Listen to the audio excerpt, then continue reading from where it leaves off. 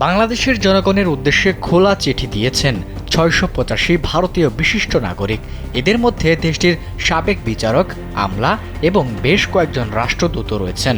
বৃহস্পতিবার সংবাদ মাধ্যম দ্য ইন্ডিয়ান এক্সপ্রেস এক প্রতিবেদনে তথ্যটি জানিয়েছে। খোলা চিঠিতে বলা হয়েছে, গত ৫ দশকের বেশি সময় ধরে ঢাকা দিল্লি সম্পর্কের বিষয়টি গুরুত্বের সঙ্গে বিবেচনা করে দুই দেশের বন্ধুত্ব বজায় রাখার উপর জোর দিয়েছেন তারা।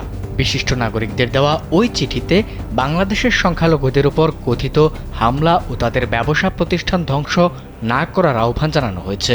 বিশিষ্টজনরা ভারত ও বাংলাদেশের মধ্যে ঘনিষ্ঠ ও বিশ্বাসযোগ্য দ্বিপাক্ষিক সম্পর্ক রক্ষা করার প্রয়োজনীয়তার উপর জোর দিয়েছেন।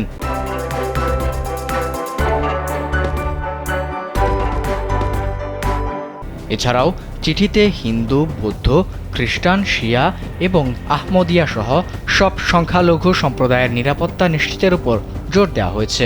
একই সঙ্গে ভারত ও বাংলাদেশের স্থল ও সমুদ্র সীমার মতো গুরুত্বপূর্ণ দ্বিপাক্ষিক বিষয়গুলোর সমাধান এবং বিদ্যুৎ, যোগাযোগ ও অবকাঠামোগত সহযোগিতামূলক প্রচেষ্টার প্রশংসা করা হয়েছে।